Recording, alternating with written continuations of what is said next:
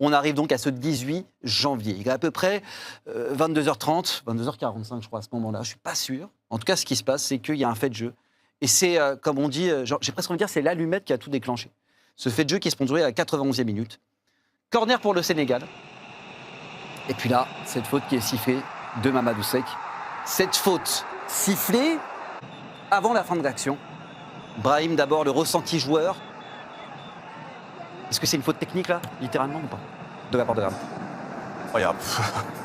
Il y a plein de choses là, mon cher Reda. Premièrement, il y a l'idée, à cause du placement, chose qu'on n'apprend jamais aux défenseurs. Un défenseur, je ne vais pas apprendre à jouer à Hakimi parce qu'il a un Brahim Thiam dans chaque orteil. Mais je vais réciter une règle, puisque c'est celle que j'ai appris quand j'étais joueur. Déjà de base, lorsqu'on défend sur un coup de pied arrêté, on se met entre le but et le ballon. Là, en fait, déjà de base, l'idée, c'est d'aller stopper Seck en se désintéressant. Vous voyez, voilà, on le voit, il ne regarde même pas le ballon. Et d'ailleurs, il ne peut pas voir le ballon, puisque c'est au départ de Seck qu'il lève les bras.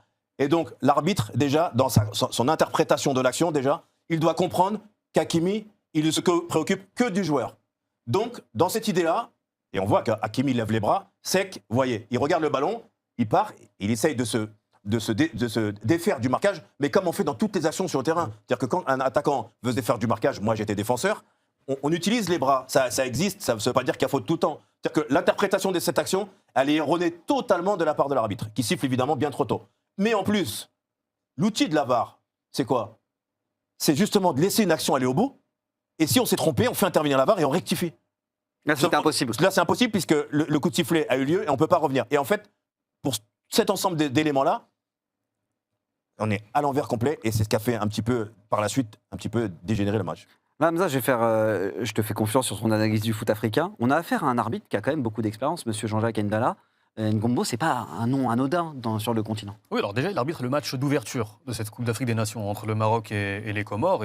Et au-delà de ça, c'est un arbitre qui officie sur le continent depuis de longues années maintenant, que l'on a vu en Ligue des Champions arbitrer aussi des matchs parfois tendus et chauds, parce que la Ligue des Champions peut offrir aussi ce type de contexte. Donc on n'est pas sur un arbitre comme M. Méfir, par exemple, le Camerounais, qui est un jeune arbitre qui débutait en Coupe d'Afrique des Nations à l'occasion de cette Coupe d'Afrique des Nations, et avec qui on aurait pu imaginer, s'il avait été désigné pour cette finale, voilà, le contexte, un apprentissage difficile et une finale de Coupe d'Afrique ratée. Là, c'est vraiment un arbitre d'expérience, M. Ndala. Donc, toutes les polémiques liées à justement ce supposé manque d'expérience, je ne suis pas sûr que ce soit le bon parti pris à prendre. C'était son 11e match de Coupe d'Afrique des Nations, si je ne dis pas de bêtises, à cet arbitre, à l'occasion donc de cette finale de la Coupe d'Afrique des Nations. Toi, Guillaume, je parlais d'allumette avec cette action, mais en fait, l'allumette, elle vient bien plus tôt, parce que toi, tu as été témoin de scènes en amont du match sur la préparation des Sénégalais qui t'ont aussi surprise en tant que reporter. Exactement, tu parles d'allumette, c'est vrai qu'il y a un peu un brasier en fait avant cette finale de Cannes, parce que dans le contexte, les Sénégalais sont mécontents. Avant même que la finale débute, 2 jours avant, ils prennent la direction de Rabat parce qu'ils sont basés à Tanger, donc ils prennent le train, ils arrivent à la gare de Rabat, et là il y a un premier couac, c'est-à-dire que les Sénégalais arrivent et il n'y a pas vraiment d'escorte policière. Le staff, les joueurs sont un petit peu au centre de tous les supporters sénégalais. Alors heureusement, les gens sont plutôt bienveillants, mais il y a un bain de foule qui est pris par le staff et par les joueurs, et il y a un manque de sécurité avec seulement quelques policiers qui ne peuvent pas encadrer l'afflux de gens, ce qui fait qu'il y aurait pu y avoir un drame, et c'est ce que va dire Pape Thiaw en conférence de presse le lendemain, conférence de presse de la veille de finale, où il va expliquer qu'il aurait pu se passer des choses graves parce que la sécurité n'était pas assez présente. Il y a ce premier élément-là, et il y a 2 autres éléments qui vont agacer les Sénégalais et mettre un petit peu une ambiance malsaine avant ce match-là. C'est que les Sénégalais vont être agacés par leur hôtel, ils vont demander à changer d'hôtel. À la base, ils sont en centre-ville de Rabat, dans un hôtel qui n'est pas à la hauteur de ce qu'ils attendent, donc ils demandent à changer, une demande à laquelle l'organisation va accéder, mais ce qui les fait s'installer au sud de Rabat, tandis que le centre d'entraînement où ils sont est au nord, donc déjà 1 heure de trajet et 1 heure de trajet retour.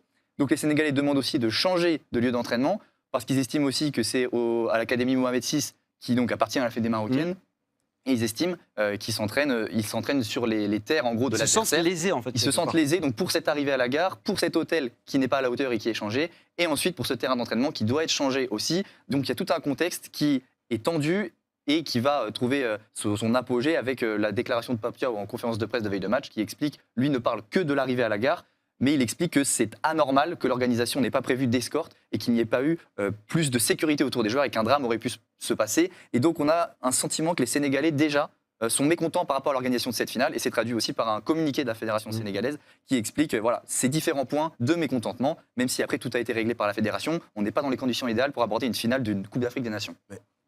Juste pour rebondir là-dessus, moi, là, j'ai une interrogation, en fait, parce que on a vu quelques images, on a vu en bas des escaliers de la gare des voitures de police. En fait, le problème, c'est déjà, quelles ont été les réunions entre la CAF et la Fédération sénégalaise pour anticiper sur ce phénomène-là. Pourquoi ? Parce que le Mali, ils ont pris le train, mais bon, évidemment, le Mali, c'était pas, il n'y avait pas une énorme foule. En fait, pour deux cas similaires, il y a eu un dispositif qui a été dépassé et l'autre qui n'a pas été dépassé. Donc ça, il fallait l'anticiper. C'est-à-dire que tu sais, 2-3 jours avant, entre le moment où ils sont déplacés et leur dernier match, il y a eu quelques jours qui sont passés. Tu ne découvres pas à la dernière minute l'hôtel où tu vas, le terrain où tu vas. Tu vois ce que je veux dire ? Ouais. C'est qu'au préalable, il y a des Ça a failles. existé dans des précédents cadres, mais là, dans cette canne-là, qui est pourtant standardisée pour un événement international, là, il y a une anomalie. Bien sûr, c'est-à-dire que la veille du départ de l'équipe de Sénégal, tu ne dois pas avoir ta feuille de route, savoir quel hôtel tu vas, quel terrain tu vas. Tout ça, ça s'anticipe en amont. C'est pour ça aussi qu'il y a des staffs. D'ailleurs, je crois que les Sénégalais étaient une 50aine de personnes dans le staff. Tout ça, ça s'anticipe. Et je pense qu'il y a eu un quiproquo dans l'organisation qui vient aussi un peu dans la cacophonie de l'organisation de la CAF, qui fait qu'il faudra en tirer les leçons pour plus que ça se reproduise. Effectivement, il aurait pu se passer quelque chose de grave. On continue dans le match. Et toi, tu voulais t'arrêter sur un fait précis. C'est le corner qui permet à Brahim Diaz d'avoir ce pénalty, si je puis dire. Enfin, permettre. La faute est sifflée sur un corner. Mais au préalable, toi, Brahim, tu voulais faire un focus sur l'action qui a précédé le corner, qui fait que le corner n'aurait peut-être pas dû être sifflé. Oui, parce qu'en fait, il me manque un angle, moi. Ouais, Il manque un angle. Précision très importante. Voilà. Nous ne sommes pas les producteurs, c'est la Confédération africaine de foot qui est productrice de cette compétition. Mais vous voyez que sur ce centre qui amène le corner, Youssef Eneseri est potentiellement en jeu. Et c'est vrai qu'on n'a pas d'angle qui nous permette Vous d'affirmer voyez, ça. au moment où le centre est effectué, on voit sur l'angle qu'on a, nous, que Nesseri a presque 2-3 mètres d'avance sur Niakate. Ça, c'est une chose. Après, on ne voit pas en fait l'angle au moment du déclenchement de la passe et du positionnement de Nesseri. On ne voit pas exactement où est-ce qu'il est positionné. En tout cas, sur une image, on peut avoir l'impression qu'il est vraiment... Vous voyez, sur cette image-là, là, on imagine que le ballon part. Vous voyez, entre la ligne des 18 mètres, le pied de Nesseri qui est sur la ligne et le centre, on a l'impression qu'il a presque un petit demi-mètre où il est quasiment sur la même ligne. Mais on n'a pas cet angle-là. Voilà, mais c'est ce qui me important de gêne, le préciser. voilà, ce qui me gêne, c'est que j'aurais bien aimé la voir. Après, on va dire qu'on peut éventuellement faire confiance à l'arbitre assistant, même si je suis dubitatif là-dessus. Mais on n'aura jamais la vraie réponse parce qu'on n'a pas eu cet angle-là et malheureusement, c'est ce qui a amené le corner et la suite du match. On rappelle que la VAR ne peut pas intervenir sur ce genre de situation, que, encore une fois, on a cherché tous les angles de caméra. Pour tout vous dire, il y a à peu près ce qu'on appelle des feeds, une dizaine de feeds qui apparaissent sur ces matchs-là. On est tributaire de ces feeds et on a d'autres images en revanche exclusives qui vont nous permettre d'avoir une plus-value sur ce match, mais c'était important. Et parmi ces images exclusives, on a vu la faute de Brahim Thiam. De Brahim Thiam. Ça y est, dans le lapsus. Il en fait beaucoup dans Non, ces mais cas-là. c'est bien, ça ne me pour dérange pas. Voilà, je vais garder ma réputation. Ouais, j'étais pas La technique. faute sur Brahim Diaz. Caméra exclusive beIN Sport. Caméra isolée sur le buteur de cette partie. On avait envie de vous montrer cet angle parce que c'est un angle qu'on n'a pas vu. On insistera après sur tout ce qui s'est passé dans le comportement de Brahim Diaz. Là, encore une fois, je fais preuve d'un jugement terrain. Encore une fois, vous pouvez aussi, Guillaume Hamza, intervenir. C'est compliqué. En fait, ce qui est compliqué, c'est la gestion par rapport au but refusé quelques instants avant, qui au final n'est pas un but refusé, mais une faute signalée. Et que l'impossibilité d'utiliser l'assistance vidéo pour valider ou non ce but suite à la supposée faute sur Hakimi te met, toi, arbitre, dans une situation peut-être plus compliquée où tu es dans le temps additionnel d'une finale continentale, quelle qu'elle soit, que ce soit une coupe d'Afrique des Nations, une Ligue des Champions, il y a 0-0. La décision, qu'on le veuille ou non, un pénalty que tu accordes à la 98e minute n'a pas la même portée qu'un pénalty accordé à la 4e minute. Et là, avec les 90 ou 120 précédentes secondes, la décision elle est lourde de conséquences. Parce que la vérité, c'est que si tu ne prends pas l'initiative et le risque d'accorder le but au Sénégal, tu ne prends pas l'initiative et le risque d'accorder ce pénalty au Maroc à ce moment-là du match. Et il ne l'accorde pas. Voilà. Il Parce que l'accorde c'est pas. l'assistance vidéo. Exactement. Sous, De base, oui, sur, sous la il y pression a de une Brahim minute. Diaz. Exactement. Et on va voir ce qui se passe. Voilà. Ensuite, en régie, parce qu'on a cet extrait de Brahim Diaz dans la continuité qui exerce un pressing total sur les arbitres. Brahim Diaz, on l'adore, Brahim Diaz. Attention, MVP sans doute de la compétition avant cette finale. Mais est-ce que ce pressing-là, l'intensité qu'il y met, d'ailleurs, il y a un moment, vous allez voir, il va prendre le ballon, c'est-à-dire qu'il est encore dans son Ça, c'est la énervement. continuité de l'action. Là, hein. Ouais. Et vous allez voir aussi la façon de s'en prendre à l'arbitre assistant de cette partie. Bon, ça, déjà, en temps normal, Ça, en temps normal, quand tu vilipendes l'arbitre comme ça, Les cartons jaunes. Les cartons jaunes. Voilà. En plus, il va aller ensuite voir M. Ndala sur ce match-là. Et presque, on a l'impression que l'attitude corporelle de l'arbitre, il est en train de lui dire oui, mais attends, je vais regarder gentiment. Ouais, on va le voir. Sur cette image. Ici, il y a M. Ndala qui va être donc. Et regardez sous cet angle-là, il essaye d'apporter du calme, On a l'impression que l'arbitre se calme lui-même. Parce qu'il doit être monté à une telle échelle en termes émotionnels, en termes d'adrénaline, qu'il se dit presque calme-toi, Brahim, mais il faut que je me calme aussi. Parce que juste avant, il y a peut-être cette faute qui lui reste en tête, cette faute technique. Il avait pas l'air très, très, très énervé, l'arbitre. Je trouve juste que c'est un raccourci dangereux de dire c'est Brahim Diaz qui appelle l'assistance vidéo. Bien sûr. C'est pas Brahim. Ça, il y a un protocole et là on le voit, l'arbitre central, M. Ndala. Il montre son oreille. Exactement. Donc bien sûr. il attend la confirmation de l'arbitre de l'assistance vidéo et c'est l'arbitre qui dirige cette assistance vidéo qui va, oui bien ou sûr. non, prendre la décision de communiquer avec l'arbitre central en lui disant écoute, j'estime que cette situation, tu peux la vérifier, tout en rappelant aussi que l'assistance vidéo a été introduite initialement pour corriger les erreurs manifestes. Est-ce une erreur manifeste ? À mes yeux, s'il siffle directement la faute sans assistance vidéo, c'est pas un scandale. Qu'il ne signale pas cette faute, c'est pas non plus un scandale. Donc, la notion d'erreur manifeste, est-ce qu'elle peut exister sur cette situation-là ? C'est un autre débat. Ça, c'est un autre débat Et de philosophique toute façon, autour de l'assistance vidéo. Quoi qu'il arrive, il y aura toujours de l'interprétation dans le football. Quoi qu'on en fasse. L'interprétation sur la faute sifflée donc de Mamadou Seck, elle existe. L'interprétation sur cette faute de Brahim Diaz existe. C'est plus sur le côté... Il y a le sentiment parfois d'un deux poids, deux mesures, et je pense que les Sénégalais ont peut-être ressenti ça, Brahim, toi, de ta vie. Oui, je pense que c'est un petit peu ça. C'est pareil, si on a cette réflexion-là, on va prendre un exemple qui existe aujourd'hui dans le football, quand il y a des hors-jeux. Il y a hors-jeu clair et net, mais on laisse l'action aller jusqu'au bout et après on revient. Donc pourquoi ça ne s'est pas appliqué dans ce cas-là ? Ou alors pourquoi maintenant, quand il y a un hors-jeu, dès qu'on sait qu'il y a hors-jeu, on siffle et c'est terminé ? Alors, et puis, à ce moment, oui, juste, le deux poids, deux mesures, on évoquait l'avant-match, le contexte autour de la sélection sénégalaise. Il y a aussi un autre point que l'on n'a pas évoqué. Avant le match, il y a 4 malades, 4 Sénégalais qui sont hospitalisés. Lamine Diatta, qui est membre du staff technique, et 3 joueurs. Parmi les 3 joueurs, il y a Crépin Diatta qui est titulaire et, à mes yeux, le meilleur... exfiltré lors de l'échauffement. Et à mes yeux, le meilleur latéral droit de cette Coupe d'Afrique des Nations. Il y a Pape Matar Sarr, qui, à défaut d'être titulaire, aurait pu être dans cette rotation, entrer en jeu, d'autant plus que tu avais un suspendu au milieu de terrain, en l'occurrence Habib Diarra, et tu avais Ousseynou Niang qui, lui aussi, avait des problèmes. Donc, quand il y a ce contexte d'avant-match, puis ensuite ces 4 joueurs malades, c'est 3 joueurs plus un membre du staff malade et hospitalisé, ce climat de suspicion, même si peut-être que ce climat n'a pas lieu d'être. C'est totalement décorrélé, peut-être. Ces maladies, ces blessures. Peut-être que c'est une simple intoxication alimentaire. Oui. Mais finalement, je prends un exemple. Je prends juste un exemple aussi. C'est déjà arrivé la finale de la Coupe du Monde 2022. L'équipe de France affronte l'Argentine. La moitié de l'équipe subit un virus. D'ailleurs, il y a des joueurs qui sont forfaits en demi-finale. Il y a un virus qui circule au sein de l'équipe de France. Certains diront que ça explique la mauvaise performance de l'équipe de France jusqu'à l'éclair de Mbappé. Bref, mais ce que je veux dire, c'est qu'il y a des contextes parfois dans des scénarios où on est pendant 30 jours ensemble. Il peut y avoir des choses comme ça qui puissent arriver. Mais effectivement, là où je te rejoins, Hamza, c'est qu'il y a un décorum qui est très anxiogène pour le Sénégal et qui fait qu'on en arrive là. Et qui fait qu'on en arrive, et là je vais me tourner vers toi Guillaume, à une scène, mais alors lunaire, ça c'est nos caméras qui l'ont capté, c'est la même caméra que vous avez vue de Brahim Diaz tout à l'heure qui a suivi l'énervement de Brahim Diaz. Regardez ce qu'elle a capté pendant l'interruption de la rencontre. Guillaume, tu étais sur place. Oui, là c'est une scène qui est absolument lunaire, qu'on n'aime pas voir dans les stades, tout simplement des affrontements entre supporters et stadiers. Il y avait de la police aussi qui était présente. Et en fait ça s'est déclenché à partir du moment où les Sénégalais rentrent au vestiaire. C'est à peu près au moment où le pénalty est sifflé, qu'il y a tout cet imbroglio-là. Donc sur le terrain, il se passe une situation qu'on a déjà du mal à comprendre. Et en tribune, du coin de l'œil, on voit ça. Parce que nous, en fait, on est côté pénalty de Brahim Diaz. Donc on est à l'opposé du stade, de ce qui se passe dans cette tribune où sont les supporters sénégalais. Et il y a ces affrontements, on le voit, hein, c'est violent. Et on ne comprend pas ce qui se passe, on ne sait pas évidemment qui est au départ, comment cette échauffourée démarre. Tout ce qu'on sait, c'est qu'il y a ça qui démarre au moment où le jeu est interrompu, au moment où le pénalty pour Brahim Diaz est donné. Et ce qui est encore plus lunaire et qui ne doit jamais arriver, c'est que le jeu est relancé alors que les échauffourées continuent. En fait, on parle d'interruption. Il n'y a pas vraiment d'interruption dans l'affaire. Dans le sens où c'est les Sénégalais qui eux-mêmes interrompent le match. Mais la réalité, compte tenu de ce contexte, de ce que nous a expliqué Guillaume, le pénalty de Brahim Diaz, c'est pour ça que ce que vous avez vu en direct, nos commentateurs d'ailleurs sont choqués par la situation, Julien Chapuis et Robert Mann, ils ne commandent pas vraiment le pénalty à ce moment-là.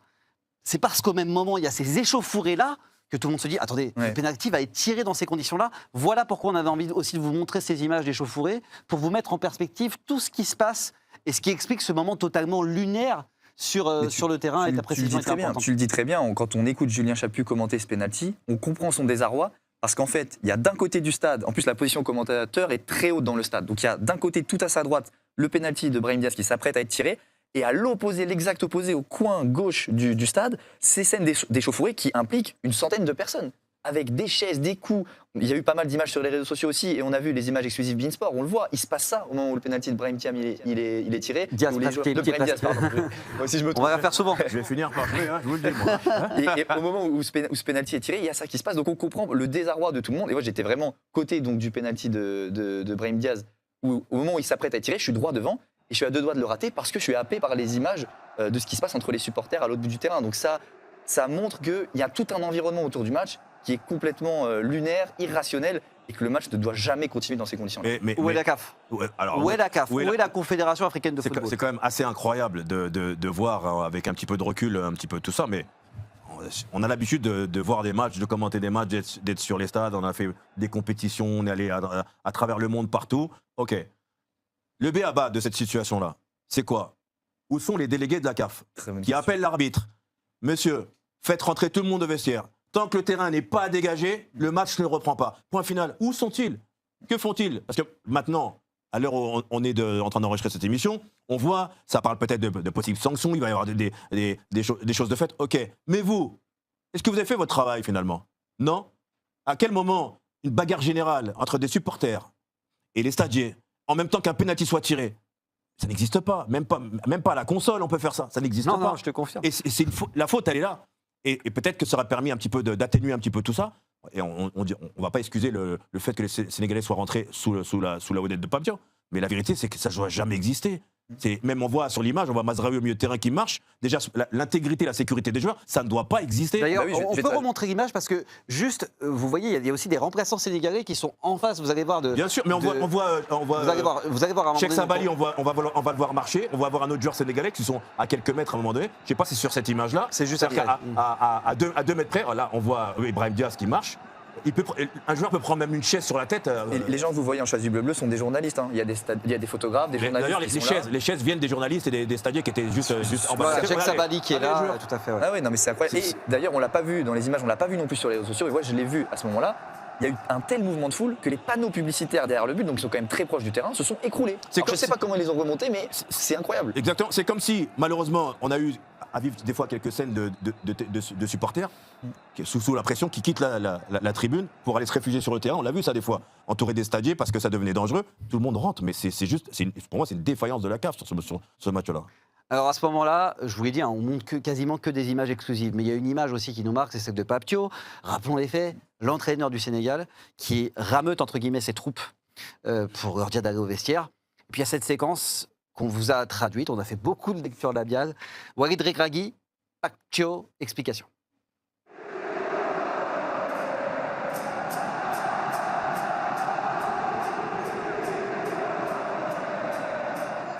En fait, moi, ce qui me frappe sur cette image, c'est que ça arrive des fois des explications entre coachs, etc. Mais c'est que des explications comme ça, quand on a regardé toutes les images, il y en a entre joueurs, entre entraîneurs, entre staff, et il y a des arbitres et des délégués qui sont absents. Ce qui fait qu'il y a une forme d'anarchie qui s'est ressentie.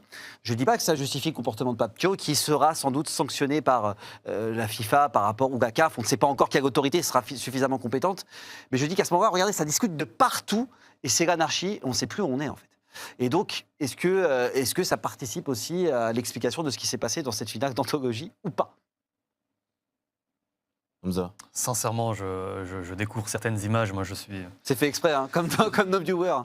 Je suis atterré. Je suis atterré parce que moi, j'ai toujours été assez indulgent avec les sportifs et je considère que les sélectionneurs, les entraîneurs, les membres du staff technique, voilà, ça fait partie du domaine du sport. Mais en fait, la sécurité, pour moi, c'est ça le plus important. J'en reviens à ce qu'évoquait Brahim il y a quelques instants.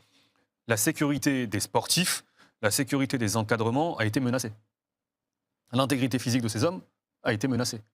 Le penalty est frappé, alors qu'il y a factuellement, indépendamment de la bagarre, que ce soit en tribune ou pas, factuellement, on doit avoir 22 joueurs plus un arbitre central sur la pelouse. Là, on a plus que 23 personnes sur la pelouse, puisqu'il y a des membres de la sécurité, des stadiers, au moment où Brahim frappe son penalty. Moi, je suis obligé de me poser cette question. Et sincèrement, pour la sécurité de tous, mais Dieu merci que ce penalty n'a pas été transformé. Que se serait-il passé si Brahim Diaz marque ce penalty et que dans la foulée, coup de sifflet final, le Maroc est champion d'Afrique? L'envahissement de terrain, il est probable. Il est probable. On peut en faire des SI dans tous les sens, mais c'est une probabilité qui est. Et la sécurité des joueurs et la sécurité des spectateurs aussi. Enfin, encore une fois, il y a les joueurs, mais aussi les spectateurs. Quand tu viens, tu payes ta place et que tu rentres dans un stade de foot.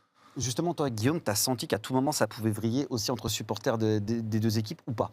Bah alors, dans les vidéos que j'ai reçues, j'avais des gens que je connaissais qui étaient juste au-dessus de la tribune des Sénégalais, là où il y a eu les heurts. Et ils montrent clairement que oui, tout peut se passer en fait, entre supporters, avec les supporters et les stadiers, déjà ça a complètement dégénéré. Tout est possible en fait à partir du moment où il n'y a plus de cadre. Il n'y a plus de cadre et on en revient à ce que tu dis, Brahim, la CAF doit intervenir. À quel moment? Là, tout le monde l'a vu ce qui s'est passé au stade. Tout le monde a vu, à part peut-être les acteurs du jeu forcément qui étaient concentrés sur autre chose, que dans ce coin du stade, il y a des affrontements qui impliquent, on le rappelle, quasiment une centaine de personnes. Donc c'est pas possible de ne pas le voir pour les officiels de la CAF, dont c'est le rôle, on le rappelle, de tenir le bon déroulement du match. À partir du moment où il y a ces heures-là, c'est impossible que le match continue, c'est impossible que le match soit maintenu, et les arbitres doivent en être informés. Et à mes yeux, les arbitres n'ont absolument pas été informés de tout ce qui se passait en tribune. Et d'un côté, on peut leur excuser parce qu'ils avaient déjà suffisamment à traiter de ce qui se passait sur le terrain avec le retrait des Sénégalais. Mais il y a cette intervention totalement absente des autorités de la CAF autour de ce match, et ça, ce n'est pas acceptable. Juste quand je parle d'intervention des autorités de la CAF, c'est parce que l'arbitre ne fait pas son travail aussi. Bien sûr. Parce que la vérité, c'est que c'est pas le délégué qui doit obliger l'arbitre à faire rentrer les joueurs, c'est l'arbitre qui doit prendre la décision de faire rentrer tout le monde. Mais à un moment donné, quand tu vois qu'il est inactif et qu'il fait rien, il faut prendre la décision. Et c'est là où moi je trouve qu'il y a une grosse défaillance, y compris dans la sécurité globale de l'ensemble des acteurs qui sont autour du match. Parce que là, sur l'image, on a vu Regragui avec Papcho, il y a 25 personnes, 30 personnes en plein match. Alors qu'il devrait y en avoir 5, 6, je sais pas moi, qui soient autorisés à être autour des bancs. Moi, j'aurais tendance à ne pas être aussi dur que Brahim sur cette situation précise et le comportement de Jean-Jacques Ndala. Que tu puisses être en accord ou pas sur l'aspect technique, sur son arbitrage, sur les 90 premières minutes, ça c'est sujet à débat. Et puis moi je pars aussi du principe que de toute façon les arbitres connaissent bien mieux le règlement que les joueurs compris. Maintenant, à ce moment-là, lorsque les Sénégalais entrent au vestiaire, ou certains Sénégalais entrent au vestiaire, sous l'impulsion de Pape Thiaw, je pense que l'arbitre, le match lui échappe, il le sait, il a juste un seul et unique objectif, de le faire que le match reprenne et que le match aille à son terme. Et je pense que dans cette optique-là, peut-être qu'il a été dépassé à ce moment-là. Peut-être qu'il était dans l'attente aussi, et factuellement, il est dans l'attente du retour ou non des Sénégalais. Mais je pense que lui, il a juste cet objectif de faire reprendre le match, coûte que coûte. Il y a eu le fameux article 82 qui est sorti du règlement de la CAF, comme quoi le match aurait dû être interrompu à ce moment-là. Alors après, on est dans un contexte, et Guillaume en est témoin de tout ça aussi, on est dans un contexte tellement fou, l'intensité émotionnelle est tellement haute que voilà, la lucidité peut-être a manqué à tout le monde pour, oui ou non, appliquer cet article. En tout cas, il y a forcément des procédures judiciaires, disciplinaires qui sont en cours. J'avance un peu parce que finalement, il y a pénalty. Et